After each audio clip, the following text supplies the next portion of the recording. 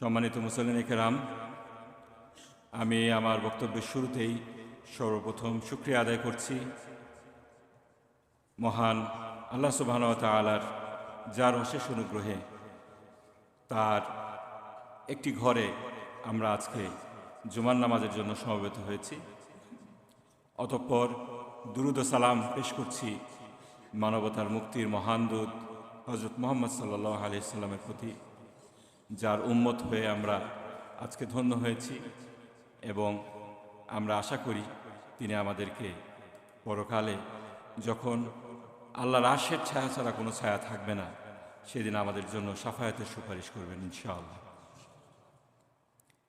সম্মানিত মুসল্লিন কেরাম, এই মসজিদে যখন ঢুকছিলাম তখন চিন্তা করছিলাম, আজকে যারা মুরব্বী আছেন তারা হয়তো স্মরণ করবেন আমার শ্রদ্ধেয় পিতা,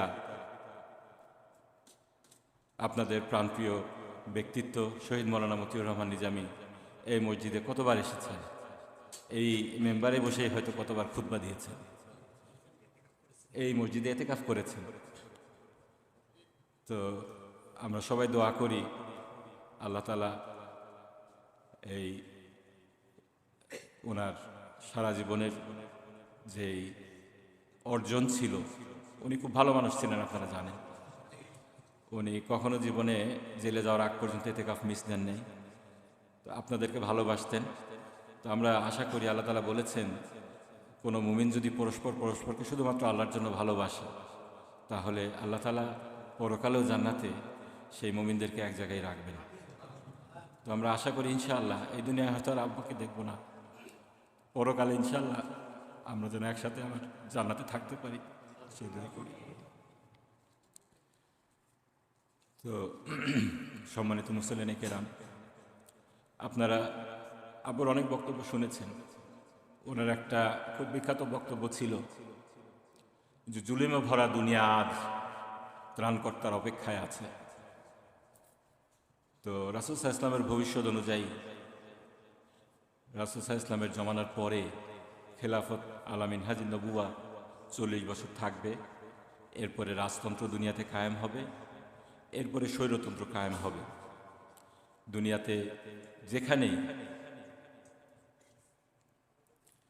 দুনিয়াতে যেখানেই যে নামেই যে রাষ্ট্র ব্যবস্থায় কায়েম আছে, এইগুলো আসলে আজকে জুলুমতন্ত্রের নামান্তর। আমরা দেখছি আফগানিস্তানে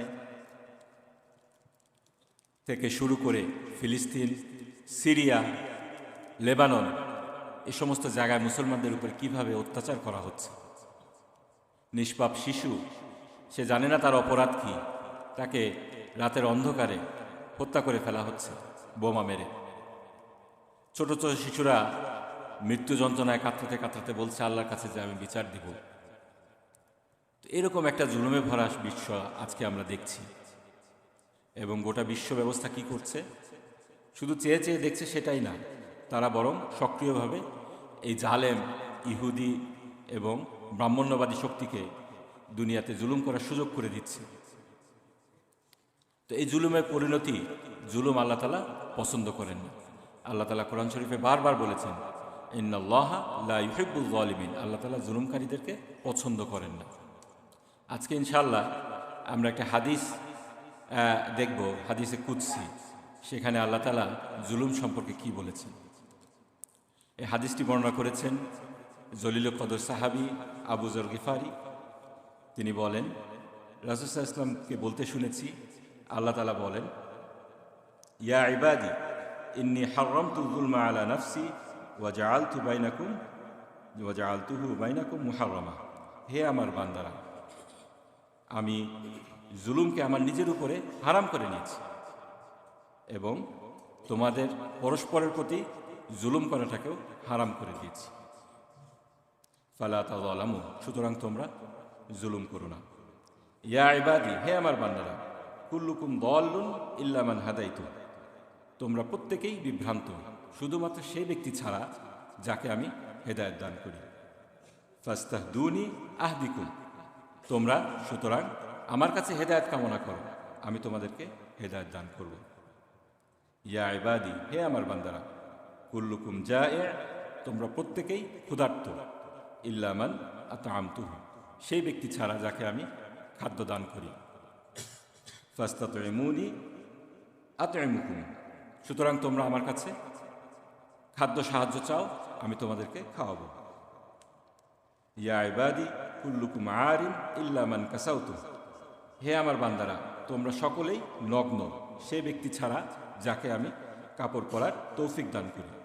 ফাস্তাকসুনি আকসুকুম, সুতরাং তোমরা আমার কাছে পোশাক দ্বারা তোমাদেরকে আবৃত করে রাখি, এই কামনা করো এবং আমি তোমাদেরকে পোশাক আবৃত করব। ইয়া ইবাদি, হে আমার বান্দারা, ইন্নাকুম তুফতিউনা বিল্লাইলি ওয়ান নাহার, তোমরা সকলেই দিন রাত ভুল করেই যাচ্ছ, গুনাহ করেই যাচ্ছ। ওয়া আনা আগফিরুয যুনুবা জামিআ, আর আমি সংকল্প করেছি কি যে তোমাদের সকল গুনাহ মাফ করে দেব। সুবহানাল্লাহ। ফাস্তাগফিরুনি আগফির লাকুম, সুতরাং তোমরা আমার কাছে ক্ষমা প্রার্থনা করো, আমার কাছে ইস্তেগফার করো, আমি তোমাদের সবাইকে ক্ষমা করে দেব। সুবহানাল্লাহ। তো এই হাদিসটা আরও লম্বা, আমি আর বাকিটুকু পড়ছি না। তো এই হাদিসটা মুসলিম শরীফের হাদিস এবং রিয়াদুস সালেহিনে এই হাদিসটার বর্ণনা এসেছে। রিয়াদুস সালেহিন আপনারা যারা পড়েছেন আপনারা দেখেছেন, সেখানে ইমাম নওয়াবী যখন হাদিস বর্ণনা করেন সেখানে সাহাবী ছাড়া অন্য রাবিদের নাম, হাদিস বর্ণনাকারীর নাম সাধারণত উনি উল্লেখ করেন না, কিন্তু এই হাদিসটা এটার মর্যাদার কারণে তিনি সাহাবীদের ছাড়াও অন্য রাবিদের নাম উল্লেখ করেছেন। এই হাদিসটা সাঈদ ইবনে আব্দুল আজিজ আবু ইদ্রিস খাওলানির মাধ্যমে আবু যর গিফারির বরাতে বর্ণনা করেছেন। এবং এই হাদিসটাকে বলা হয়, সিরিয়ার ইমাম আহমদ রহমতুল্লাহ আলাইহি বলেছেন, এই হাদিসটি হলো সিরিয়ার মুহাদ্দিস দ্বারা বর্ণিত সবচেয়ে মর্যাদাপূর্ণ হাদিস। আবু ইদ্রিস খাওলানি যখন এই হাদিসটা বর্ণনা করতেন তখন হাঁটু গেড়ে বসে এই হাদিসটা বর্ণনা করতেন, কারণ এটা একটা হাদিসে কুদসি এবং হাদিসের যেই ওয়েট, ভারত্ব আছে, যে আল্লাহ তাআলা বলছেন যে আমি নিজের উপরে জুলুমকে আমি হারাম করে দিয়েছি এবং তোমাদের উপরে জুলুম করাটাকে, পরস্পরের প্রতি জুলুম করাটাকে আমি হারাম করে দিয়েছি, সুতরাং তোমরা জুলুম করো না। এবং এখানে এমন এমন কথা বলা হয়েছে যেগুলো আমি বললাম, এইগুলার যে এই ওয়েট, এটার কারণে যখন মুহাদ্দিস সেটা বর্ণনা করতেন একটু বিশেষ গুরুত্ব দিয়ে হাঁটু গেড়ে বসে বর্ণনা করতেন। এবং এই হাদিসের বর্ণনাকারী আবু ইদ্রিস খাওলানি তিনি একজন শহীদ, তিনি জিহাদ করতে যেয়ে আল্লাহর রাস্তায় শহীদ হয়েছিলেন। এই হাদিসের রাবি আবু যর গিফারি আপনারা জানেন একজন জলিল ও কদর সাহাবী ছিলেন। তিনি আল গিফার গোত্রের লোক ছিলেন এবং সে তৎকালীন আরব সমাজে আইয়ামে জাহিলিয়াতের সময় আল গিফার গোত্রের একটা বদনাম ছিল। তাদের বদনাম ছিল তারা খুন খারাপি করে, লুটতরাজ করে, এই জন্য এই আল গিফার গোত্রের লোকজনকে কেউ সহজে ঘাটাতো না এবং এরা ছিল প্রচণ্ড সাহসী। এই আবু যর গিফারি যখন রাদিয়াল্লাহু তাআলা আনহু ইসলাম গ্রহণ করলেন তখন তিনি সংকল্প করলেন প্রকাশ্যে তিনি ইসলামের ঘোষণা দিবেন, কোরআন তেলাওয়াত করবেন। এবং সেই সময়টা ছিল আরেকটি জুলুমের অধ্যায়, যখন প্রিয় নবী সাইয়্যিদুনা মুহাম্মদ সাল্লাল্লাহু আলাইহি ওয়াসাল্লাম এবং তার সাহাবীদের উপরে মুশরিকগণ, মক্কার মুশরিকগণ অকথ্য ভাষায় জুলুম নির্যাতন চালাচ্ছিল। সেই সময় জুলুমে জর্জরিত মুসলমানদের মধ্যে থেকে কেউ একজন সাহস করে কাবা প্রাঙ্গণে যে মুশরিকদের সামনে কোরআন তেলাওয়াত করবে, ইসলামের ঘোষণা দিবে, এটা তো ছিল অকল্পনীয় একটা বিষয়। ঠিক সেই সাহসটাই আবু যর গিফারি রাদিয়াল্লাহু তাআলা আনহু করলেন এবং পরিণামে কি হলো, আরবের মুশরিকরা তার উপরে ঝাঁপিয়ে পড়ল, তাকে মারা শুরু করল। তো সৌভাগ্যক্রমে এক ব্যক্তি হযরত আব্বাস রাদিয়াল্লাহু তাআলা আনহু ওনাকে চিনতে পারলেন এবং সবাইকে বললেন, তোমরা কি করছো? তোমরা আল গিফার গোত্রের একজনকে মারছো, তোমরা কি জানো এর পরিণতি কি হবে? তখন কাফেররা তাকে ছেড়ে দিল। এই আবু যর গিফারি রাদিয়াল্লাহু তাআলা আনহুর শানে রাসূল সাল্লাল্লাহু আলাইহি ওয়াসাল্লাম বলেছেন, এই দুনিয়া এমন কোনো ব্যক্তিকে বহন করে নাই, এই আকাশ এমন কোনো ব্যক্তিকে ছায়া দেয় না যে আবু যর গিফারির চাইতে বেশি বিশ্বস্ত এবং সত্যবাদী ছিল। সুবহানাল্লাহ। এবং অনেকে যারা রাজনীতিক সচেতন তারা হয়তো জানেন, বলার চেষ্টা করে আবু যর গিফারি রাদিয়াল্লাহু আনহু উনি যে খুব তাকওয়া অবলম্বন করতেন এবং সাদাসিধা জীবনযাপন করতেন এবং অন্যায় অবিচার এবং শ্রেণী বৈষম্য, মানুষজন যখন ধন সম্পদ জমা করত, এগুলোর বিষয়ে উনি খুব সমালোচনা মুখর ছিলেন। এই জন্য অনেকে বলার চেষ্টা করে তিনি প্রথম মুসলিম কমিউনিস্ট। তিনি কমিউনিস্ট ছিলেন না। আল্লাহ তাআলার অতি প্রিয় একজন বান্দা ছিলেন, রাসূল সাল্লাল্লাহু আলাইহি ওয়াসাল্লামের অতি প্রিয় একজন সাহাবী ছিলেন। রাসূল সাল্লাল্লাহু আলাইহি ওয়াসাল্লাম তার ব্যাপারে বলেছেন, ইয়ারহামুল্লাহু আবা যর, আল্লাহ তাআলা আবু যরের উপরে রহম করুক। ইয়ামশি ওয়াহিদা, সে একা একাই হাঁটে। ইয়ামুত ওয়াহিদা, সে একা একাই মৃত্যুবরণ করবে। ওয়ায়ুহশারু ওয়াহিদা, সে একলা একলাই পরকালে উত্থিত হবে। এবং রাসূল সাল্লাল্লাহু আলাইহি ওয়াসাল্লামের করা এই ভবিষ্যৎবাণীটি অক্ষরে অক্ষরে প্রতিফলিত হয়েছিল। সেই জীবনে আবু যর গিফারি রাদিয়াল্লাহু আনহু যখন দেখলেন মুসলিম সমাজে মানুষের ধন সম্পদের প্রতি লোভ বেড়ে গিয়েছে, মানুষ আল্লাহর পথ থেকে বিমুখ হয়ে যাচ্ছে, দুনিয়া তাদেরকে পেয়ে বসেছে, তখন তিনি ক্ষোভে দুঃখে একটি নির্জন এলাকায় চলে গেলেন এবং সেখানেই তিনি মৃত্যুবরণ করলেন। সম্মানিত মুসল্লিন কিরাম, এই হাদিসটার ব্যাপারে আমরা যদি একটু আলোকপাত করি, আল্লাহ তাআলা এখানে কি বলছেন, আল্লাহ তাআলা আমাদেরকে কি বলে সম্বোধন করছেন? তিনি বলছেন, ইয়া ইবাদি, হে আমার বান্দারা। এইটা কিন্তু আল্লাহ তাআলার একটা খুবই ভালোবাসায় পরিপূর্ণ একটা ডাক তার বান্দাদের প্রতি। আল্লাহ যখন তার বান্দাদেরকে পছন্দ করেন তখন তিনি তাদেরকে ইয়া ইবাদি বলে সম্বোধন করেন। এই দুনিয়ায় আল্লাহ তাআলার কাছে সবচেয়ে মাহবুব বান্দা কি? রাসূল সাল্লাল্লাহু আলাইহি ওয়াসাল্লাম, আমাদের প্রিয় নবী রাসূল সাল্লাল্লাহু আলাইহি ওয়াসাল্লাম।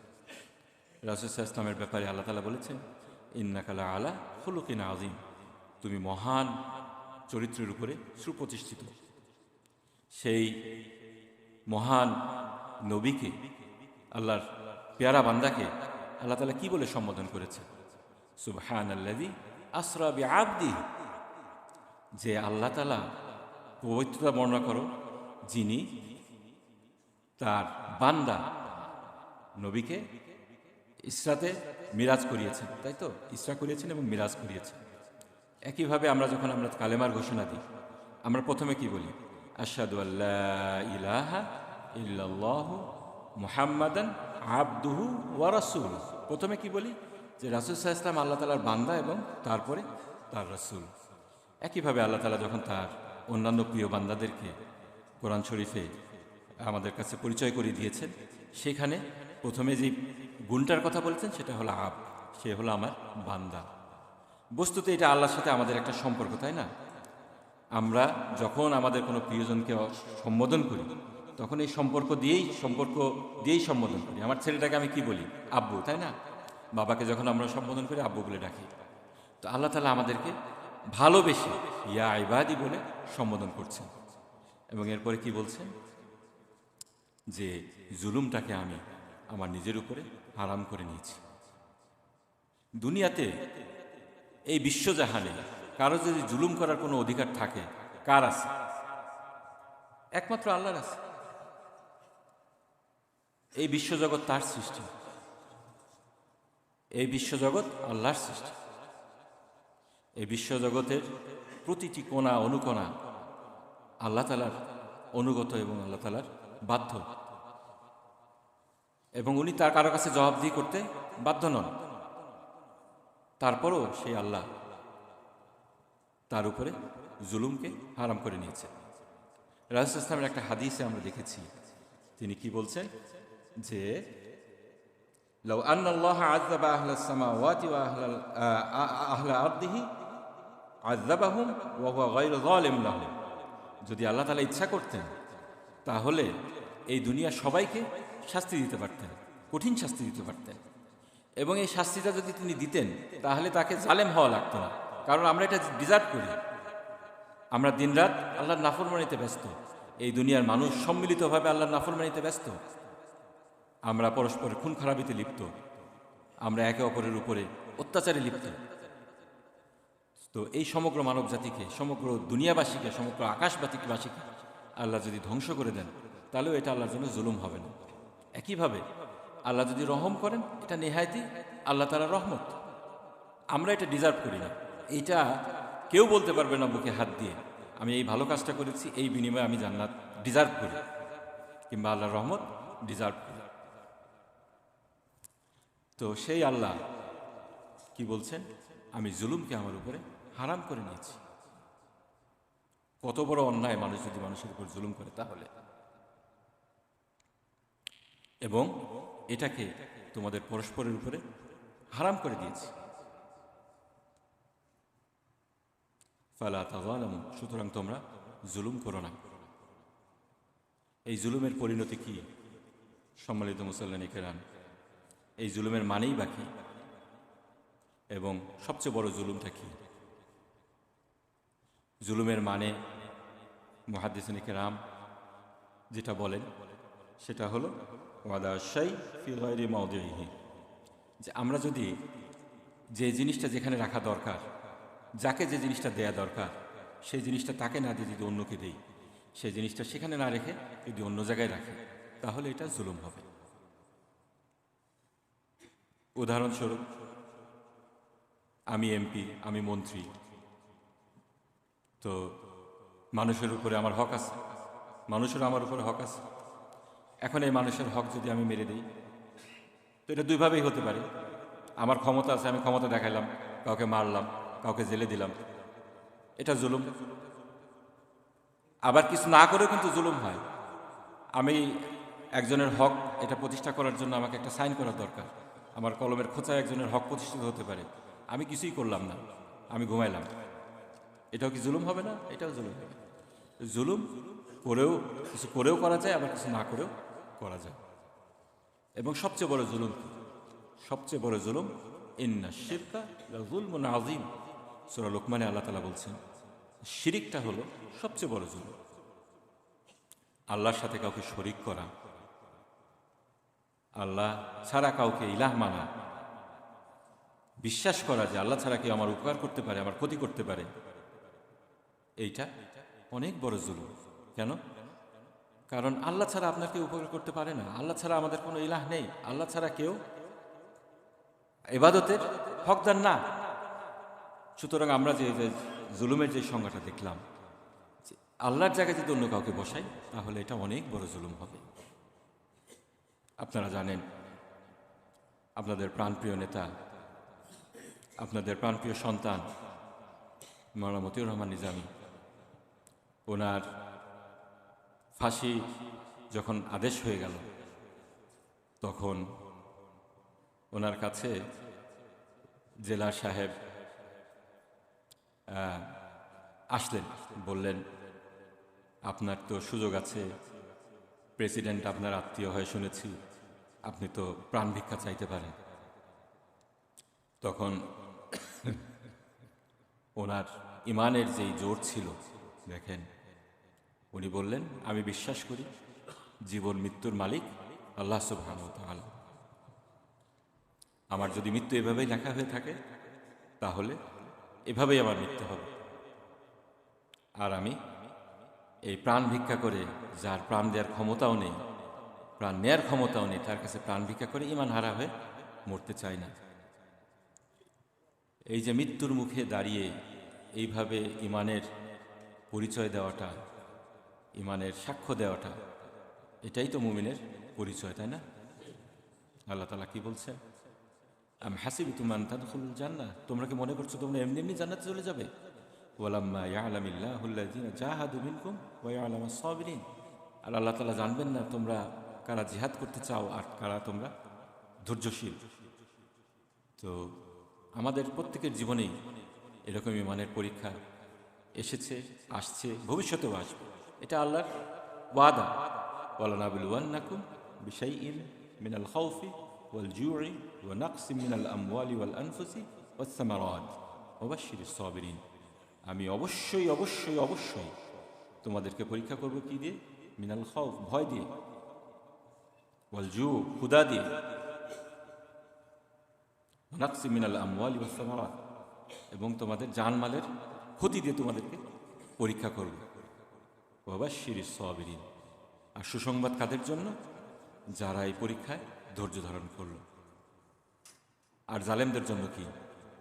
জালেমদের জন্য আছে জাহান্নামের অনন্ত শাস্তি। আমরা কয়েকটা হাদিস দেখি জালেমদের ব্যাপারে আল্লাহ তাআলা কি বলেছেন। সূরা তাহাতে আল্লাহ তাআলা বলছেন, ওয়াকাদ খাবা মান হামালা যুলমা, যে জুলুম করল সে অবশ্যই ক্ষতিগ্রস্ত হলো। রাসূলুল্লাহ সাল্লাল্লাহু আলাইহি ওয়াসাল্লামের একটা হাদিস, ইত্তাকুল যুলম, তোমরা জুলুম থেকে বেঁচে থাকো। ফা ইন্না যুলমা যুলুমাতু ইয়াউমিল কিয়ামা, কেননা এই জুলুমটা পরকালে আমাদের জন্য অন্ধকার হয়ে দেখা দিবে। যেদিন আল্লাহর আলো ছাড়া কোনো আলো থাকবে না, সেদিন এটা আরও অন্ধকার হিসাবে হয়ে আমাদের জন্য দেখা দিবে।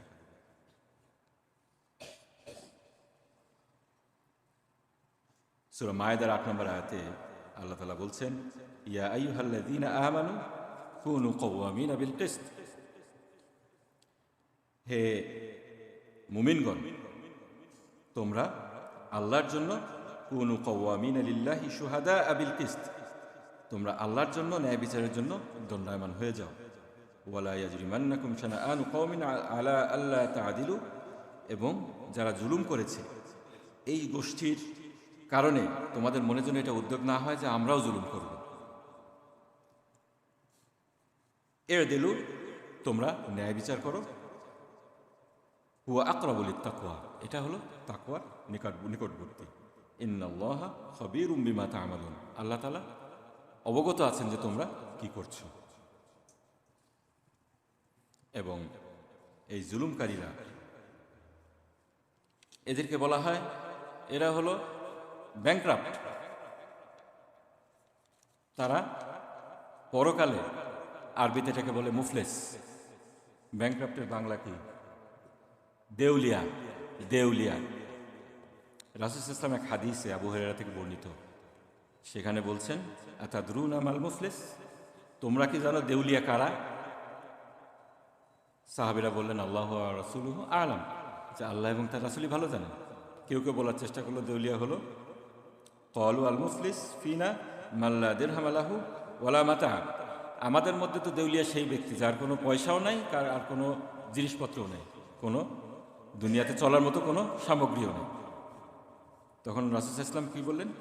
ইন্নাল মুফলিসা মিন উম্মতি ইয়াতি ইয়াউমাল কিয়ামাতি বিসসালাতিন ওয়া সিয়ামিন ওয়া যাকাতিন ওয়া ইয়াতি ক্বাদ শাতামা হাযা ওয়া কাযাফা হাযা ওয়া আকালা মালা হাযা ওয়া সাফাকা দামা হাযা ওয়া দারাবা হাযা ফায়ুতা হাযা মিন হাসানাতিহি ওয়া হাযা মিন হাসানাতিহি ফাইন ফানিয়াত হাসানাতুহু ক্বাবলা আন ইউকদা মা আলাইহি আখাযা মিন খাতায়াহুম ওয়া তুরিহাত আলাইহি সুম্মা তুরিহা ফিন্নার। সুবহানাল্লাহ, কত কঠিন অবস্থা। আসল দেউলিয়া হলো সেই ব্যক্তি যারা এই দুনিয়া থেকে অনেক নেকি নিয়ে যাবে পরকালে। এই দুনিয়ায় নামাজ পড়তে পড়তে কপালে সেজদার দাগ ফেলিয়ে দিয়েছে,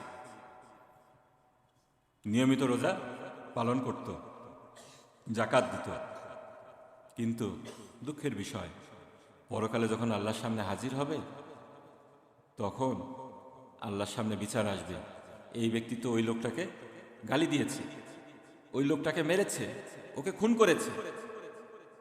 তখন আল্লাহ তাআলা কি করবেন? যাদেরকে সেই ব্যক্তিটি অত্যাচার করেছে তার সওয়াব থেকে আস্তে আস্তে সব সওয়াব দিয়ে দিবেন। নাউযুবিল্লাহি মিন যালিক। এবং এক পর্যায়ে যখন তার সমস্ত সওয়াব শেষ হয়ে যাবে, তখন কি করবে? দেনা তো তখনও বাকি আছে, ঋণ তো তখনও বাকি আছে। তখন যাদেরকে সে জুলুম করেছে তাদের গুনাহগুলোকে সেই ব্যক্তির উপরে চাপিয়ে দেওয়া হবে। ফিলিস্তিনের সেই ছোট্ট শিশুদের কথা আমরা শুনি, বাবা মা রাতের অন্ধকারে হারিয়ে গিয়েছে। সে বলছে পরকালে আল্লাহর কাছে আমি বিচার দিব যে কে আমার বাবা মাকে হত্যা করেছে, তাকে আমি খুঁজে খুঁজে বের করব। একবার চিন্তা করেন তো তাদের অবস্থা। কিন্তু এই যাদেরকে জুলুম করলো, মানবতার জীবনযাপন করছে, সিরিয়াতে, ফিলিস্তিনে লক্ষ লক্ষ শিশু, লক্ষ লক্ষ মানুষ।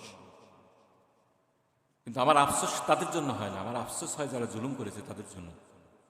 এই দুনিয়ার কষ্ট অল্প কয়দিনের। আমার পিতা চলে গিয়েছে, আমার বয়সও 45 হয়ে গিয়েছে, আমার বয়সে অনেক লোকজনও মারা যায়।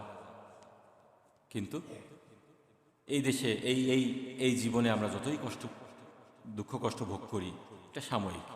আমার মৃত্যুর সাথে সাথে এই দুঃখ কষ্ট শেষ। কিন্তু পরকালের দুঃখ কষ্টের কি কোনো সীমা আছে? আল্লাহর দরবারে আমি যদি একটা মানুষকেও কোনোদিন কষ্ট দিয়ে থাকি আর তার কাছে ক্ষমা না চাই, তাহলে পরকালে আমার অবস্থাটা কি হবে? আমি কি একবার চিন্তা করে দেখেছি? সেই কষ্টের কি কোনো শেষ আছে? এই জন্য দুনিয়াতে মজলুম থাকা ভালো, দুনিয়াতে জলেম হওয়ার চাইতে মজলুম থাকা ভালো। তো আমাদের সময় আর 5 মিনিট আছে। আরও কিছু আমরা হাদিস দেখতে পারি।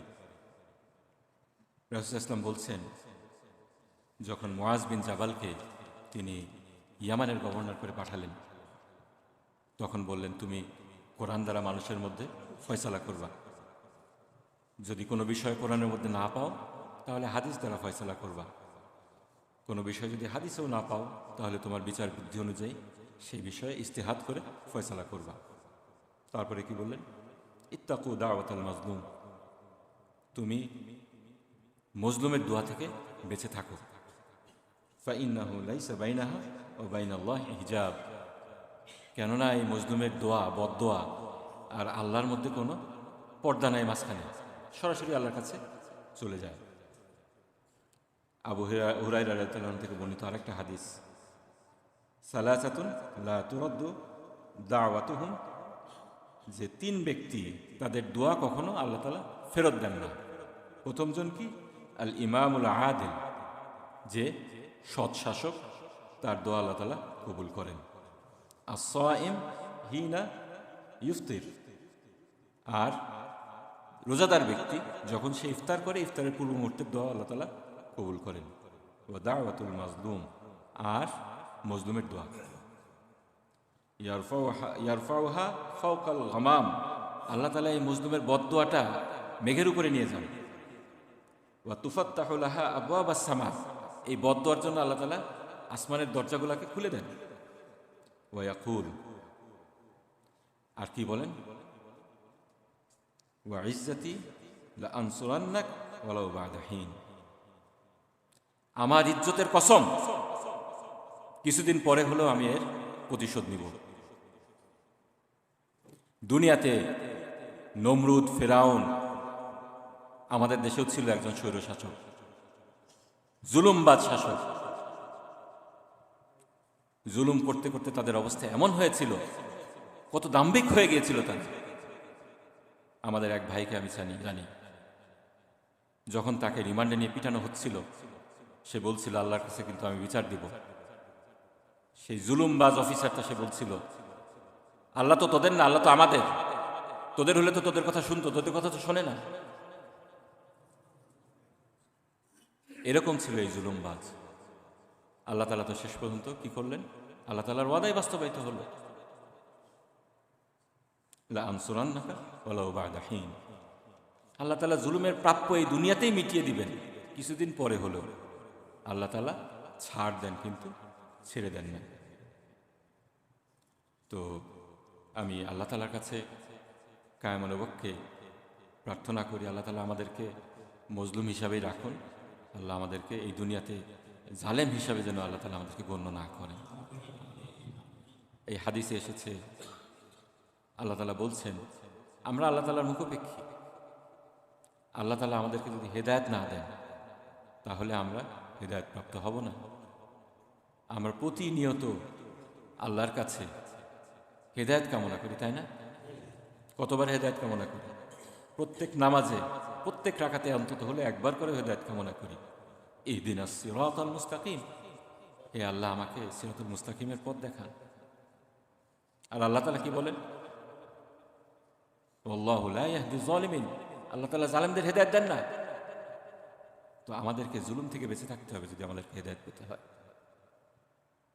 দ্বিতীয়ত এই দুনিয়ার জন্য আমরা আল্লাহ যদি আমাদেরকে তকদিরে যদি রিজিক না লিখে থাকেন, আল্লাহ তাআলা এই হাদিসে বলছেন তোমরা প্রত্যেকেই ক্ষুধার্ত, তোমাদের কেউ কারো কোনো পোশাক নেই, শুধুমাত্র যাকে আমি পোশাক দিই, যাকে আমি খাদ্য দিই, সেই খাদ্য পায়, সেই পোশাক পায়। আজকে ফিলিস্তিনের মানুষ ঘাস খেয়ে বাঁচছে, কেউ কেউ হয়তো একবেলাও খেতে পায়, কেউ কেউ একবেলা খেতেও পায় না। অথচ আমরা এখানে কত সৌভাগ্যবান, আমাদেরকে তো অ্যাটলিস্ট না খেয়ে থাকতে হচ্ছে না। তো এই জন্য আল্লাহর কাছে আমাদেরকে চাইতে হবে আল্লাহ তাআলা যেন আমাদেরকে এই রিজিক সবসময় দান করেন। রাসূল সাল্লাল্লাহু আলাইহি ওয়াসাল্লামের শিখিয়ে দেওয়া খুব সুন্দর সুন্দর দোয়া আছে। একটা দোয়া আমার কাছে খুবই ভালো লাগে।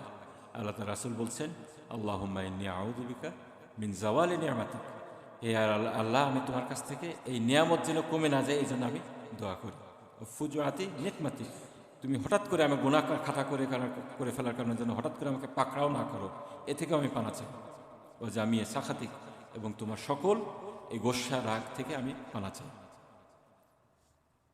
রাসূল ইসলামের আরেকটা দোয়া উম্মুল মুমিনিন উম্মে সালামা থেকে বর্ণিত, যে রাসূল ইসলাম যখনই বাইরে যেতেন তখন আকাশের দিকে তাকিয়ে একটি দোয়া সবসময় করতেন।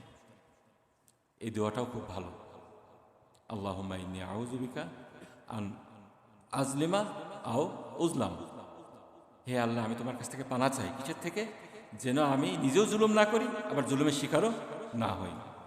আও আজিল্লা ও আজাল, আমি যেন পথভ্রষ্ট না হই, নিজেও পথভ্রষ্ট না হই, অন্যকেও যেন পথভ্রষ্ট না করি। আদিল্লা আও উদল, এই আমি যেন নিজেও পথভ্রষ্ট না হই, অন্যকে পথভ্রষ্ট না করি। এরপরে কি? আন আজলিমা আজহিলা আও উজহাল, আমি যেন জাহালাতের মধ্যে নিজেও পতিত না হই, অন্যকেও পতিত না করি।